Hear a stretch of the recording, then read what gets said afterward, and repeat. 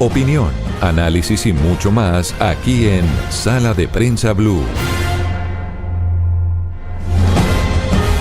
Estamos en la parte final de Sala de Prensa Blue. Al mediodía, como siempre, ustedes van a tener el resumen de noticias que hace el servicio informativo de Blue Radio y también en Noticias Caracol en vivo y también la edición del mediodía de Noticias Caracol aquí también en las señales de Blue Radio. Otra de las noticias de la semana se produjo en Perú, aunque para muchos dicen, mire, eso no es noticia que en Perú se caiga un presidente. Van 7 en 10 años. Para muchos peruanos hay un milagro económico, es un país boyante, es un país que está con una dinámica de crecimiento importante, pero que en materia política tiene una volatilidad espantosa. Pero para el peruano de a pie parece que eso no importa, muchos ni siquiera saben cómo se llama el presidente de turno. Andreina con su invitado hablando de la caída de otro presidente en Perú. Esta semana en el Perú fue destituido el presidente encargado José Gerí, y se abrió paso a que se eligiera al octavo presidente en 10 años en ese país. Para entender un poco esta crisis política peruana, esta inestabilidad de alguna forma como se ha leído en varias estancias, hacemos conexión a esta hora en Sala de Prensa Blue con Gonzalo Banda. Él es analista político peruano que tiene la gentileza de acompañarnos hoy domingo. Gracias, Gonzalo. Hola, ¿cómo estamos? Muy bien. Bueno, primero, digamos para ubicarnos en la noticia de la semana, que es la destitución de José Gerí, ¿qué hechos precipitan esta destitución y qué tan sólido era el caso? A ver, son varios hechos. El presidente Gerí, digamos, la primera denuncia grave reside básicamente en que aparece la filtración de unos videos donde él va a comer a un chifa, que es un restaurante, digamos, de propiedad de un empresario chino. Este restaurante y esta bodega donde también él operaba tenían una clausura y él aparece, digamos, yendo con bastante asiduidad a este lugar. Y también se conoce un video de él mismo, presidente, donde él va encapuchado y con lentes oscuros al chifa también de propiedad de este empresario chino. Es decir, es un video donde se lo muestra a él claramente una situación muy comprometedora, porque ya me dirás tú por qué un presidente va encapuchado y con lentes oscuros a un restaurante, qué cosas tiene que ocultar o con quién se va a reunir. Digamos que esto fue lo primero que alertó a la ciudadanía, a la opinión pública.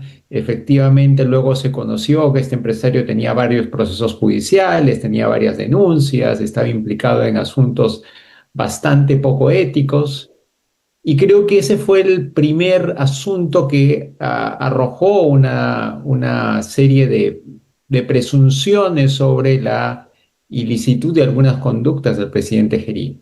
Pero luego, bueno, se han precipitado otros hechos que tienen que ver con su pasado como congresista, especialmente se alude a que él habría tenido o haber recibido visitas en palacios de muchas mujeres que luego terminaron siendo contratadas en distintos ministerios, ¿no? Y hay registros de visitas hasta altas horas de la noche.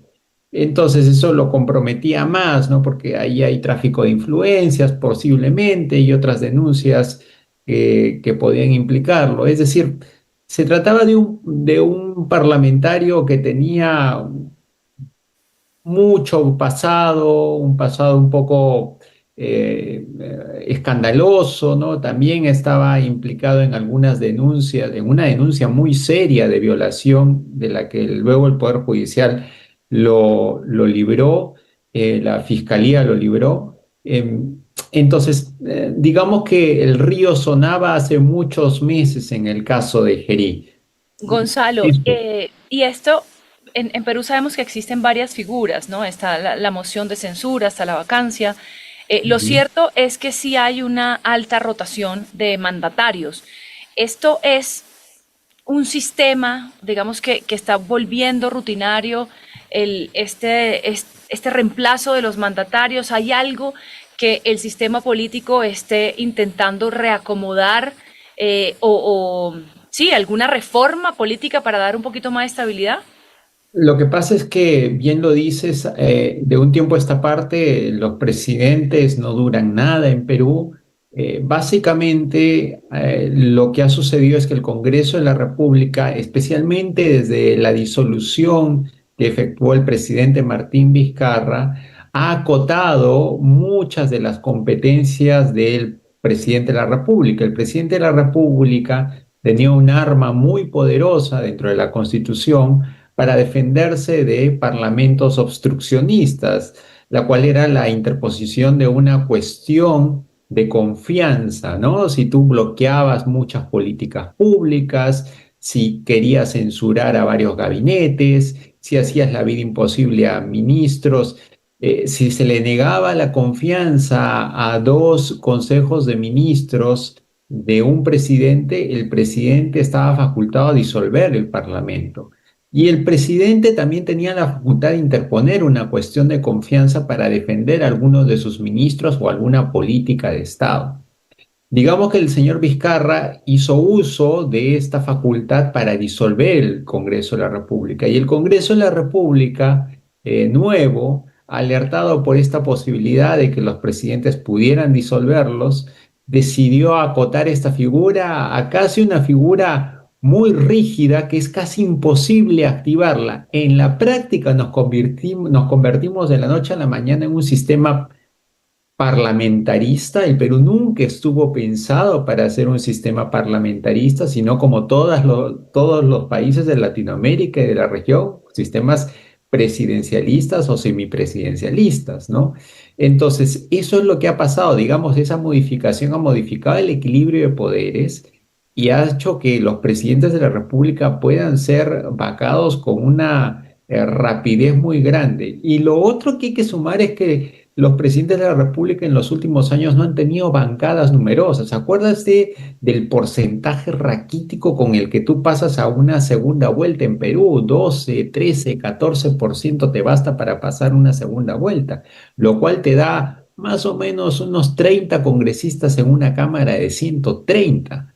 Eso no te defiende de ningún juicio político. Entonces, los congresistas peruanos, que eran parte de las bancadas oficialistas, también eran muy pocos para evitar una posible vacancia, o en el caso de, por ejemplo, Gerí, evitar solo una censura, porque hay que acordarse que el señor Gerí no era presidente porque era vicepresidente o había sido elegido presidente, sino era porque era presidente del Congreso, porque ya habían vacado a Dina Boluarte, que era la vicepresidenta de Pedro Castillo, y a Pedro Castillo también lo vacaron. Al señor Gerí simplemente le dejaron la censura, que requiere mucho menos votación que la vacancia por incapacidad moral, que son cuestiones técnicas, pero en la práctica la vacancia necesitas 2/3 de los votos, mientras que para la censura solo necesitas la mayoría de los votos que estén presentes en la sesión, ¿no? En este nivel de bloqueo y de cierta forma de inoperancia política, el ciudadano de a pie en el Perú, ¿cómo está? O sea, ¿le interesa o es un ciudadano desencantado que participa poco de estos temas de la política? O sea, creo que a varios niveles la gente está bastante cansada ya de todo este circo político, ¿no? Entenderás que después de tener 8 y vamos por el 9º presidente, porque este año se va a elegir un presidente, entonces la gente está completamente desconectada, por ejemplo, del proceso electoral, ¿no? En Colombia tú tienes por lo menos 2 candidatos que más o menos las encuestas nos dicen que van por el 30% de votación o intención de voto. En el Perú, el candidato puntero puntea con 12, 13% en la encuesta, en cualquiera de las encuestas, y los que vienen no pasan de 8, 7, 4%. Así de diluida y de insignificante están las figuras políticas en el Perú. Es un ejército de liliputienses, ¿no? Una pelea de nanitos que tratan de pelearse por la significancia política en el Perú, pero es ridículo, la gente está completamente desenganchada del proceso electoral. En el sur peruano, que es la región que históricamente es más anti-establishment, más del 40% de la población no ha decidido ni siquiera, ni está pensando en elecciones todavía por quién votar.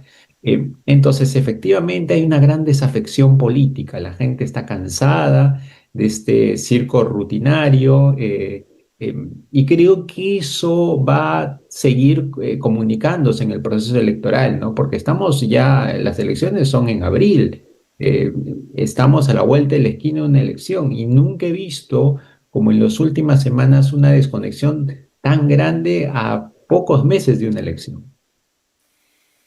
Gonzalo, ¿cómo es posible, cómo explicarse que el Perú, a pesar de ser una de las economías más estables de América Latina, y con un crecimiento importante, se pueda cimentar ese crecimiento económico sobre una política tan inestable? Eso es contraintuitivo en cualquier otro país. ¿Cómo lo explica usted?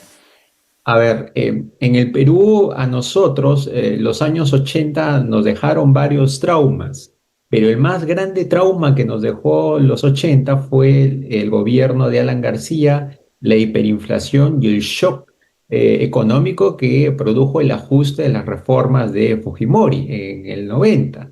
Eso produjo muchísima pobreza, muchísima gente que fue despedida de sus trabajos. Muchos comenzaron a hacer negocios informales, se liberalizó el transporte, la gente cogió un colectivo y comenzó a hacer transporte público. Es decir, la gente comenzó a sobrevivir porque en una inflación de 200, 300% como la que llegó a tener en ese momento Perú, eso fue una cosa que traumatizó a la sociedad peruana de una manera muy grave. Eso generó un pacto político más o menos sólido dentro de nuestras élites institucionales, que tú podías tocar cualquier cosa menos la estabilidad macroeconómica del Perú. Se hizo una constitución con un capítulo económico muy sólido que protegió la independencia del Banco Central de Reserva, y que le dio una independencia política que no tienen, creo, casi ningún banco central en la región. El manejo del Banco Central es muy tecnocrático, hay una gran meritocracia, el programa de reclutamiento del Banco Central es imitado en muchas partes del mundo y está manejado por, digamos, creo yo, la figura más importante de la política peruana en los últimos 25 años, que es el señor Julio Velarde. Julio Velarde ha resistido a todos estos presidentes de izquierda, de derecha, lo han vuelto a confirmar en su cargo, pero Julio Velarde no es eterno. Julio Velarde, el presidente del directorio del Banco Central de Reserva, ha recibido el apoyo de presidentes como Pedro Castillo, un presidente de izquierda, como Ollanta Humala, que también era un gobierno de izquierda, como de Pedro Pablo Kuczynski en su momento, que era un gobernante de derecha. Es decir, no importa la orientación política, esa ha sido una base muy sólida. Ahora, lo cierto es que la economía peruana, si bien está creciendo a 2, 3%, con los precios de los minerales, y dado que el Perú es un país productor de cobre y de oro, muy importante en el mundo, nosotros deberíamos estar creciendo a tasas de 6, 7, 8% si no fuera por el ruido político. Es verdad que el manejo macroeconómico está siendo muy bueno por parte del Banco Central de Reserva. Nuestra inflación es la menor de la región por mucho. La moneda del sol es la moneda más estable de la región.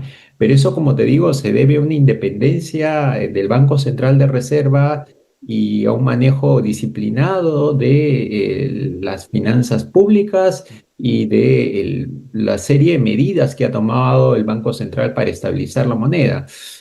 Creo que eso es lo que explicaría. Y si lo unes al trauma que tuvimos en los 80, pues creo que en el Perú se discute, se podrá discutir mucho políticamente, pero creo que muy pocas personas cuestionarían las medidas macroeconómicas.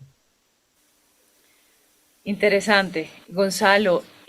Y digamos que dentro de lo que se dice que podría suceder, porque creo que lo ha dicho él mismo, con el nuevo presidente encargado, que solamente va a tener muy poquito tiempo en el puesto con José María Balcázar, es que podría indultar a Pedro Castillo.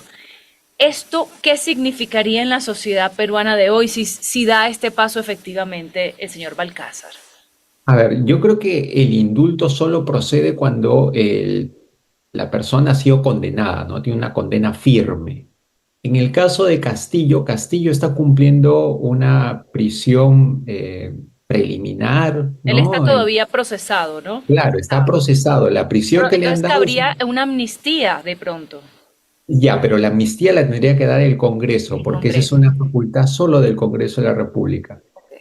Se ha especulado mucho con que se podría interpretar el reglamento, un reglamento que se acaba de dar sobre la concesión de gracias presidenciales como indulto a favor de Pedro Castillo. Pero creo que tendrían que hacer una interpretación abiertamente inconstitucional de la norma para concederle el indulto, como te digo, o sea, Pedro Castillo no está condenado, no tiene una condena efectiva en este momento. Acuérdate que a veces en procesos penales tú necesitas una condena de segunda instancia para que esa resulte ya firme, y él no tiene en este momento eso, ¿no? Los presidentes sí han recibido indultos, por ejemplo, el presidente Fujimori recibió un indulto, pero Fujimori cumplía prisión efectiva por otros procesos judiciales donde ya había sido condenado. Entonces creo que sí, es verdad que podría estar dentro de sus banderas, digamos, de compromiso, pero no me parece políticamente viable en este momento. Y para terminar, pues como un diagnóstico un poquito estructural sobre Perú, lo que estamos viendo es una crisis de liderazgos políticos, una crisis de las personas, o estamos viendo una crisis de las normas, de las reglas.